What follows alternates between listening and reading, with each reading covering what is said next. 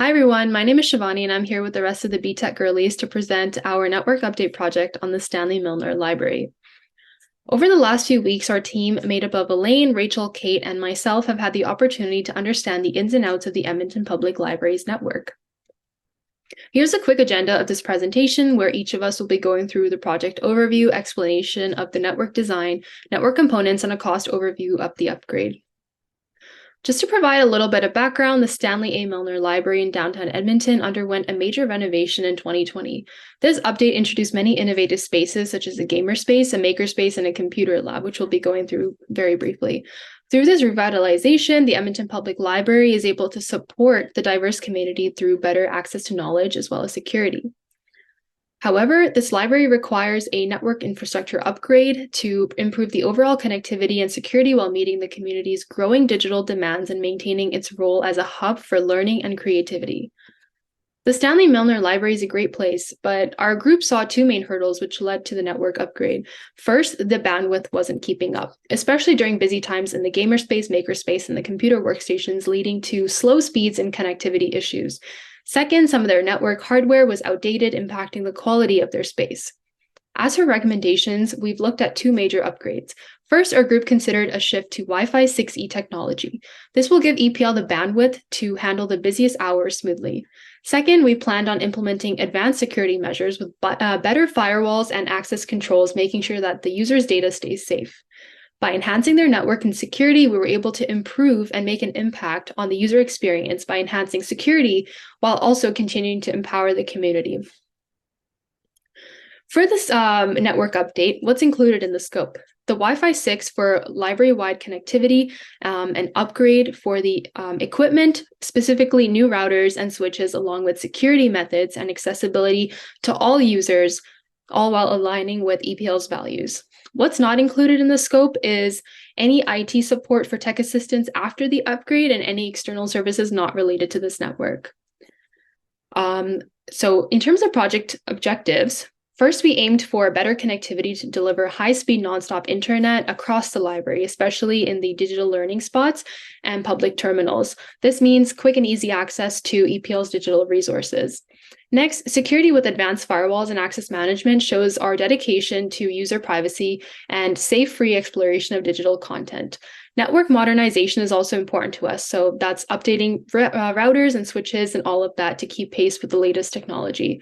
And lastly, we wanted to scale up to manage more user traffic while ensuring that everyone gets fast and reliable internet. Our aim is to support Stanley Milner's 500 employees and up to 10,000 visitors on busy days without any sort of hiccup. And lastly, here are the different creative spaces at the Stanley Milner Library and their current network design features.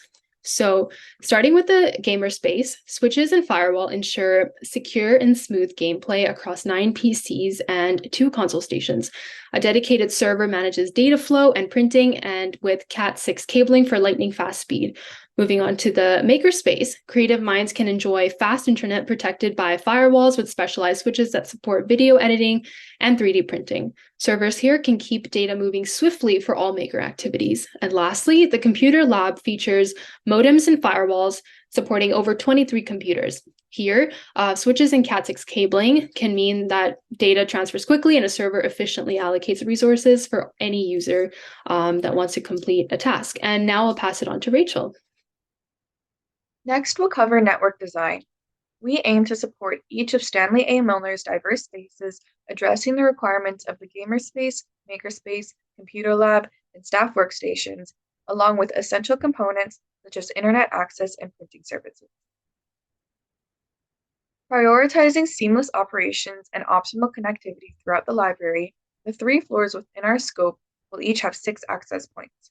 Every 4,200 square foot of area will have an access point encompassing a 50-foot radius. This will ensure the coverage of each access point will overlap so that the network is accessible from all points of the library. Each access point provides a maximum of 7.8 gigabytes per second and can handle up to 512 devices, resulting in a total of over 9,000 possible devices connected to the network at a given moment. This ensures accommodation of the peak 10,000 users that access our network throughout the day. This logical topology diagram illustrates how data will flow in the network. Users will be able to access the network through their Edmonton Public Library accounts from workstations in each LAN, as well as their personal devices through the wireless access points. The LANs are connected to form the campus backbone, allowing for inter-LAN communication and resource sharing, with the Layer 2 switches serving as a central point for connectivity. The campus backbone itself is connected to a router, serving as the gateway between the internal network and the external network, aka the internet. Due to the inherent security risks associated with internet connection, an Aruba firewall solution is implemented to monitor and control incoming and outgoing network traffic, protecting the internal network from unauthorized access and malicious attacks. This physical diagram details our physical network infrastructure, catering to the needs of library staff and public users. The regular gamer space has 9 PC gaming stations and 2 console stations. The makerspace can accommodate approximately 30 people, has 4 workstations and a 3D printer, while the computer lab has 23 workstations. Lastly, the staff area will be equipped with 4 desktops to handle operational tasks.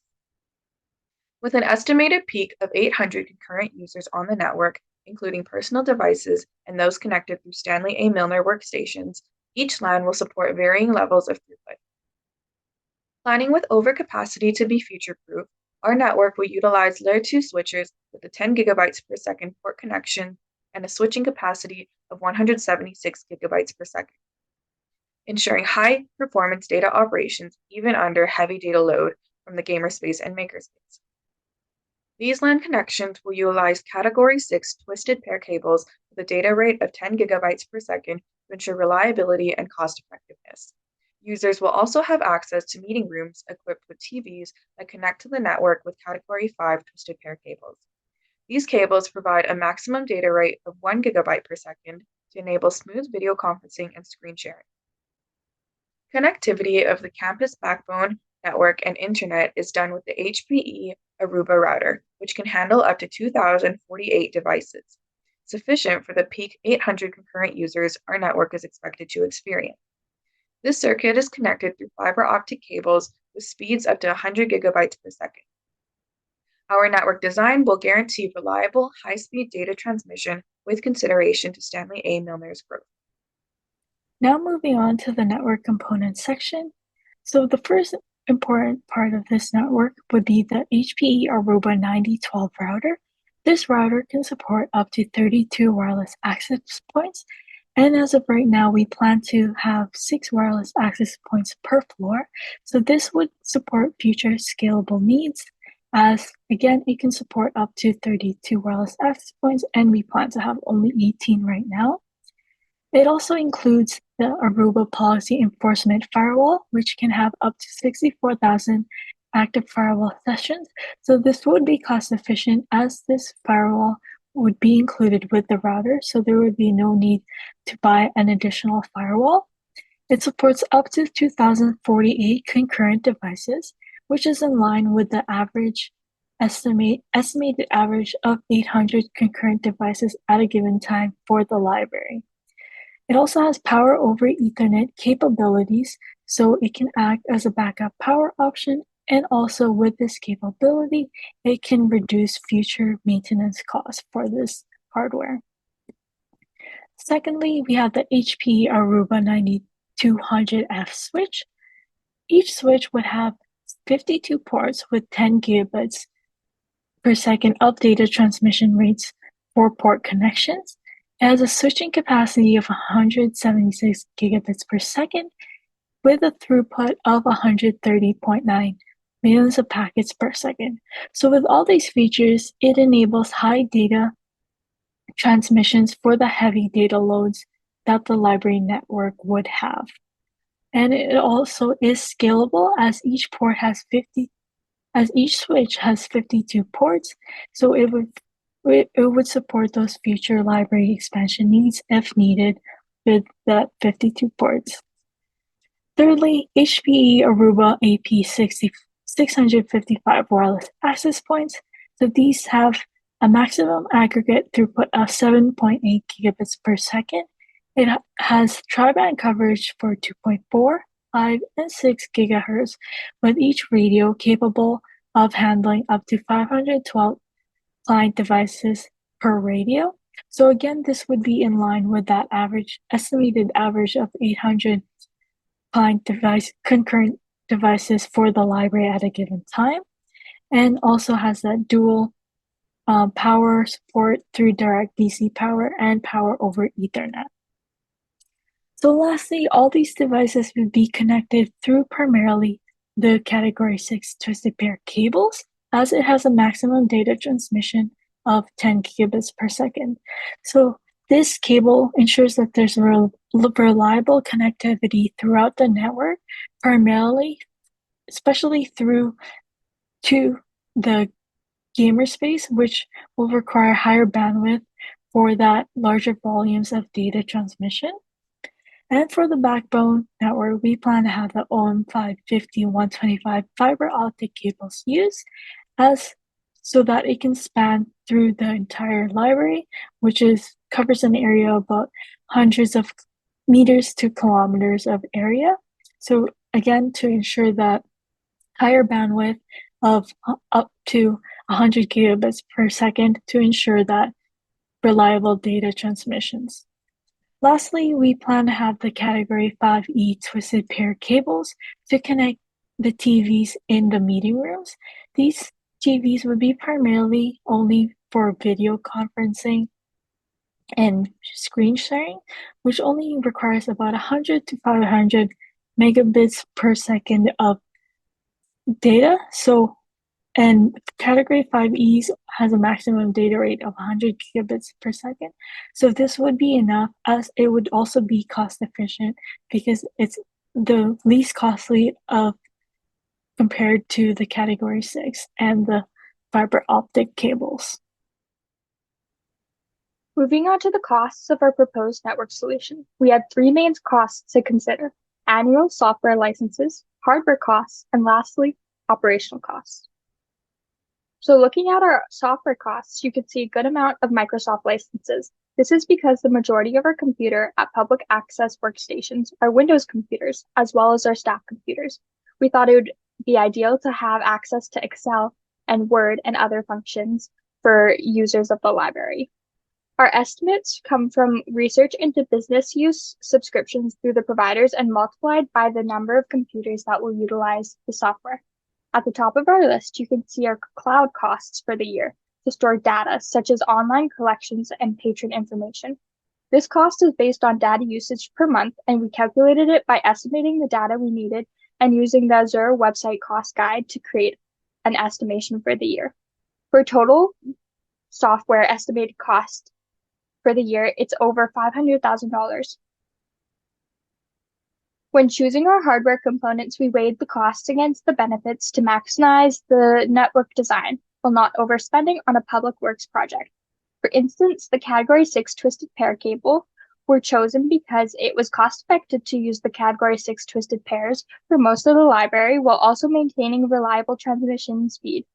Some more expensive components, such as the Aruba switch, were chosen over cheaper options because it has 48 ports, which allows for future expansion without the need for a high cost to upgrade in the future. The hardware costs were taken from reputable websites of the suppliers and checked to be within acceptable range of standard market pricing for the object. We used publicly accessible suppliers and not business-specific suppliers to provide a more conservative cost estimate. In reality, EPL would likely buy from a bulk business supplier for the higher quantity items, and this would allow for some cost savings. Operational costs were estimated from research into other library locations and their associated costs. We calculated a general estimate based on Stanley's size from this research. We estimated to be about $250,000 per year. Overall, the yearly costs with software, cloud storage, and operational costs factored in is estimated to be just over $800,000. The initial hardware costs are calculated to be $242,000. Our network design aims to support each of Stanley A. Milner's diverse spaces, addressing the requirements of the gamerspace, makerspace, and computer lab, along with essential components such as internet access, printing, and workspace configuration. We aim to make the library a practical and usable space for the patrons and staffers. Thank you.